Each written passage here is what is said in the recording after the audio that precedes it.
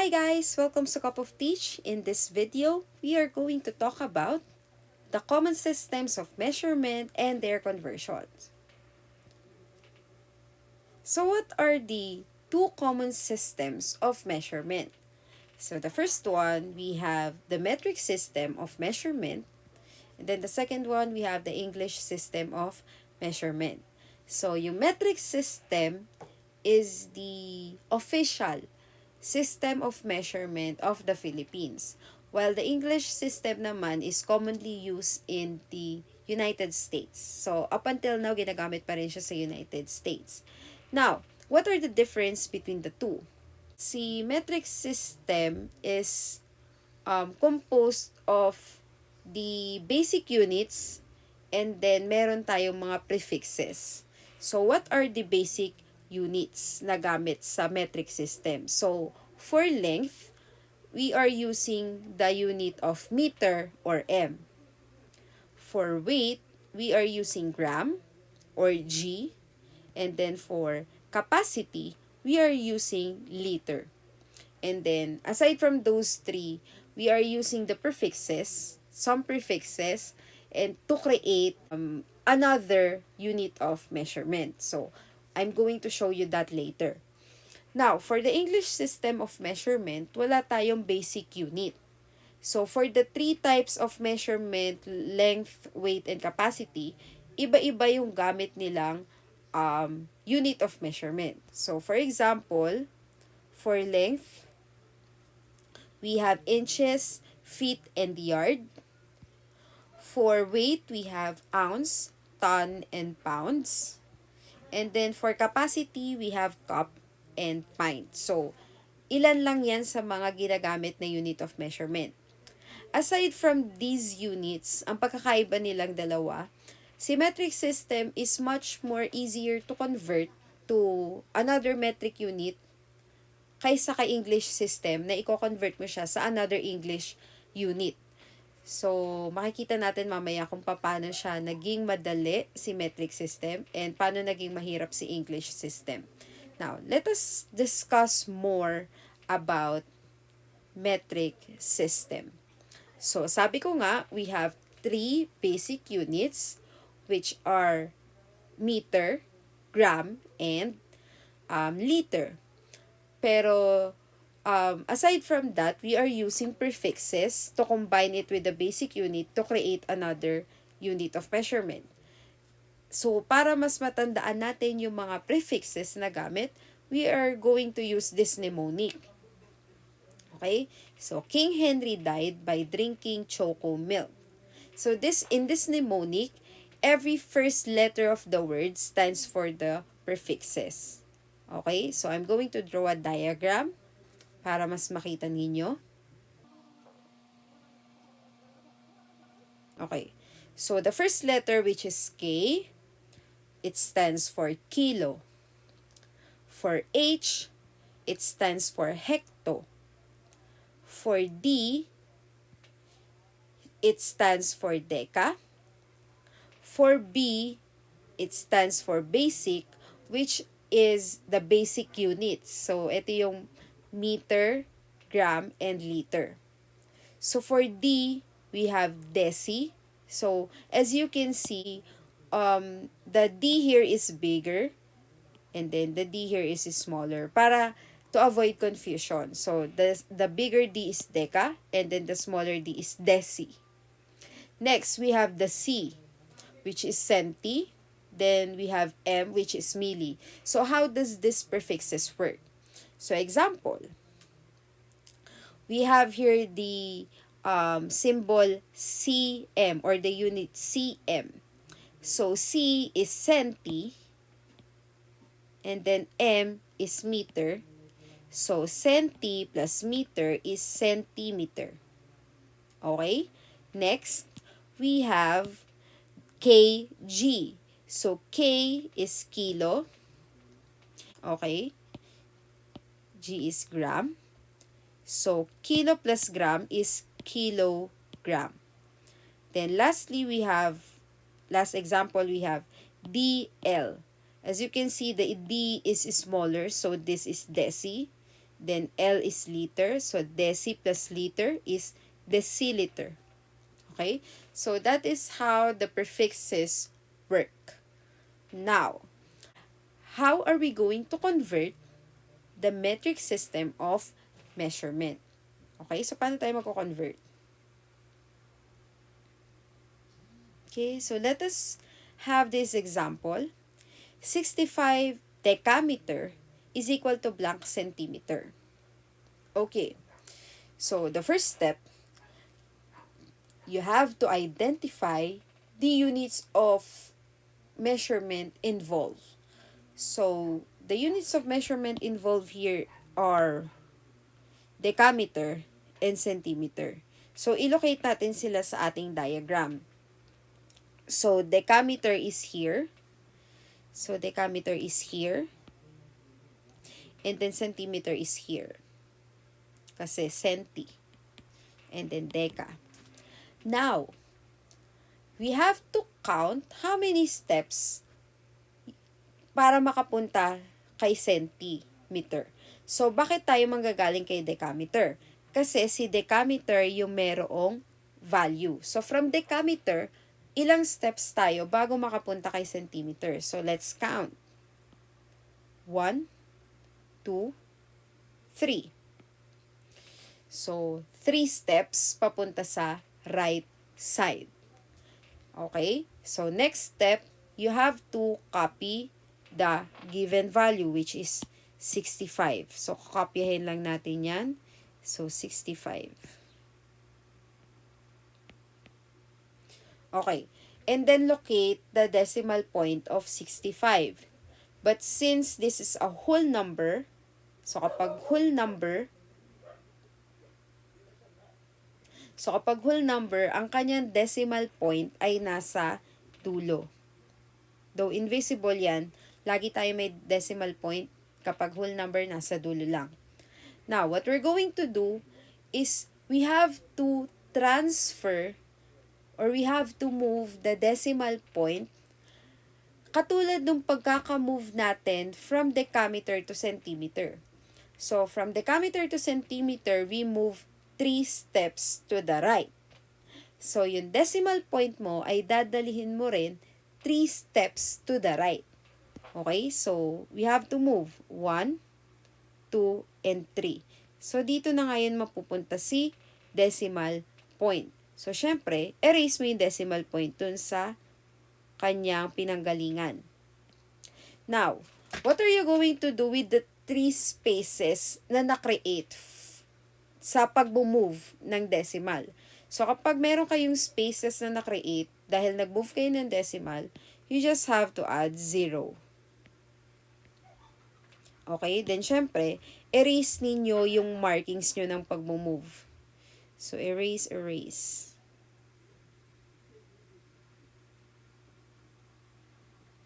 Okay? So, the final answer here is 65,000 centimeters. So, 65 decameter is equal to 65,000 centimeter.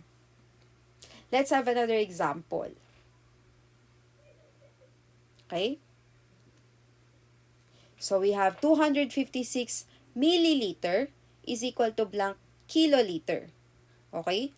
First step, again, you have to identify the units of measurement involved. So, we have milliliter and then kiloliter. So, milliliter is here. Milliliter. So, nandito siya. And then, kiloliter is here. So, nandito si kiloliter. Now, let us count how many steps it would take to go from milliliter to kiloliter. Kay milliliter tayo mag-start dahil si milliliter yung merong value. Okay? So, from milliliter, punta tayo kay kiloliter. Sorry. 1, 2, 3, 4, 5, and 6. So, we moved 6 steps to the left. Okay? Tandaan, 6 steps to the left. So, the next thing that we're going to do is we have to copy 256. So, copy 256. Since this is a whole number again, the decimal point of the whole number is syempre nasa dulo. Okay? And then, we have to move the decimal point of 256 6 times to the left. Okay? So, mag-move tayo. 1, 2, 3, 4, 5, and 6. Okay? So, nandito na yung ating bagong decimal point. So, you have to remove the decimal point here. And then, yung mga na-create na spaces, we have 3 spaces here. Lalagyan mo ng 0. So, 0, 0, and 0. And then, erase the markings.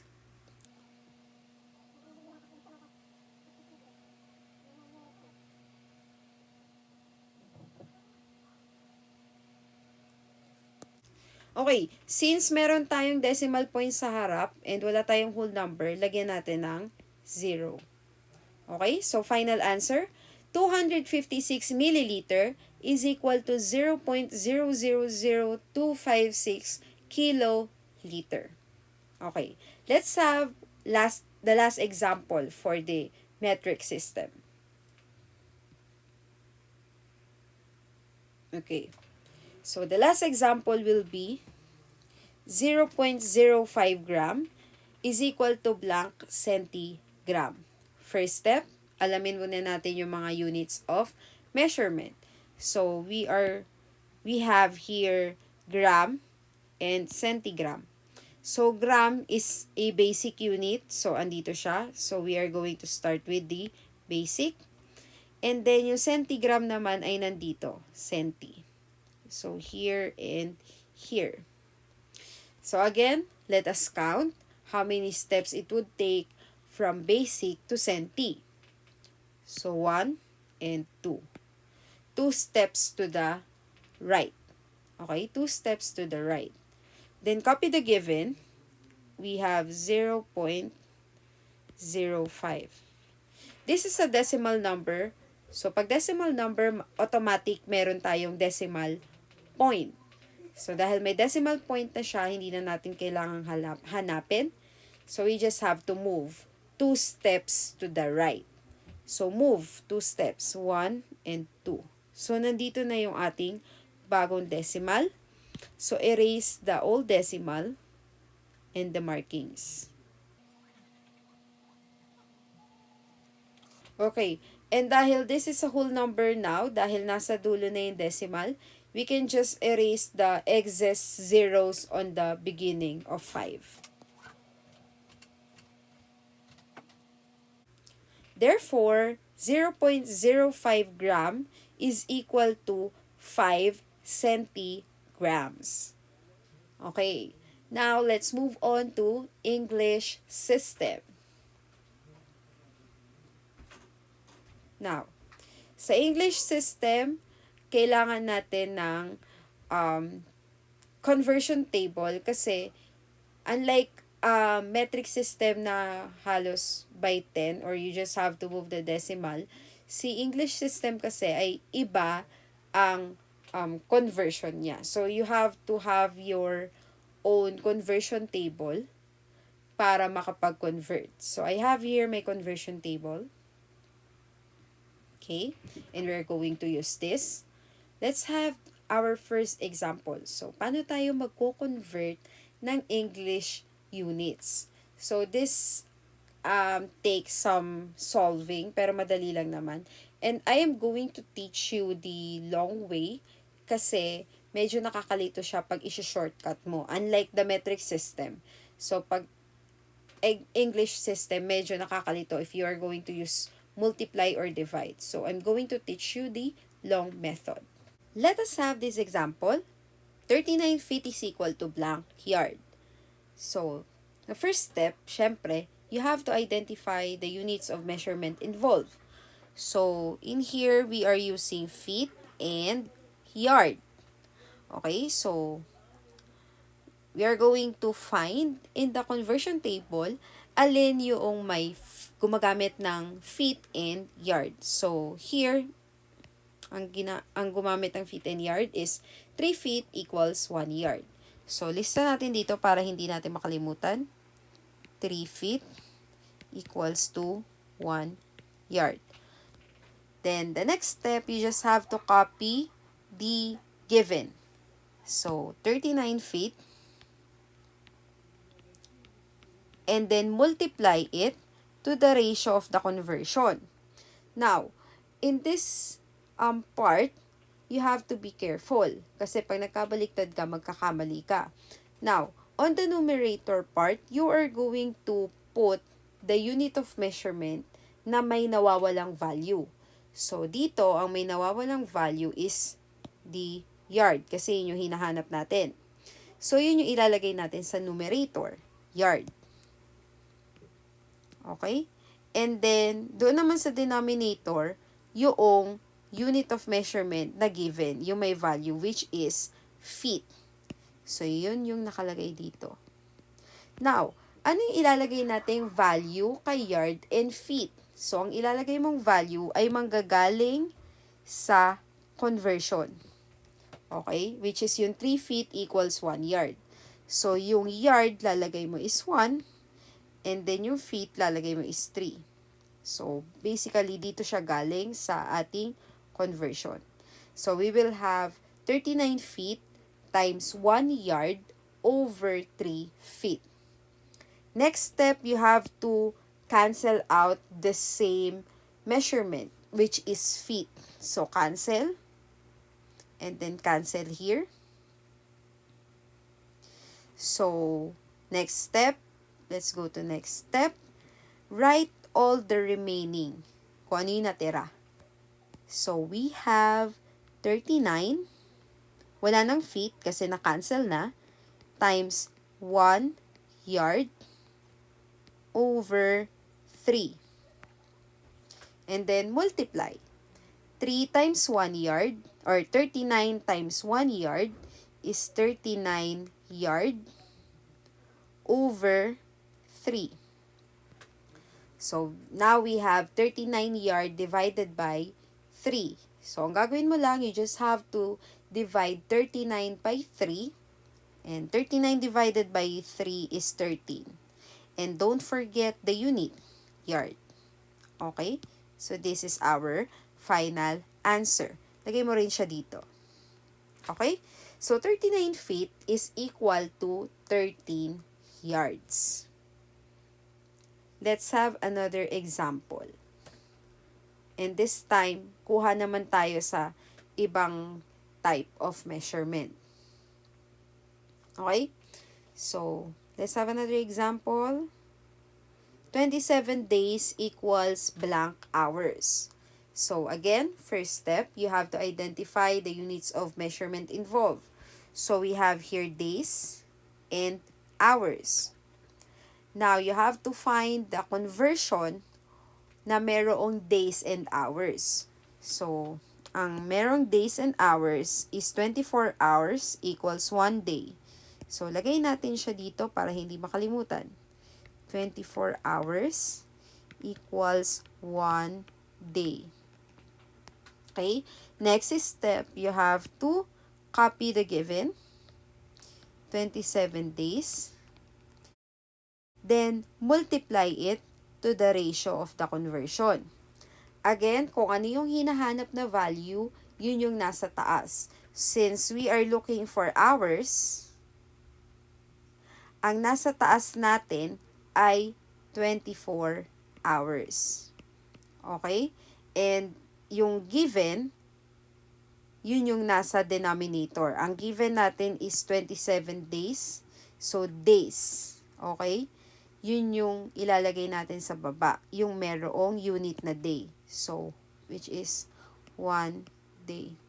So, saan galing yung 24 hours and 1 day? Dito sa ating conversion. Okay? So, dito siya galing. Now, you have to cancel out the same unit. So, ang the same unit natin here is days and day. So, cancel out yan. And then we have to copy everything that is left. So 27 times 24 days, 24 hours rather, okay, over 1. And you just have to multiply. 27 times 24 is equal to 648 hours over 1. So, you can just divide 648 by 1, or simply, you can just omit 1 over 1. So, your final answer will be 648 hours. So, you don't forget to write it here. 648 hours. Okay? Thank you for watching. That's it for this video. If you learned something here, don't forget to like and subscribe to Cup of Teach. See you on the next lesson. Bye!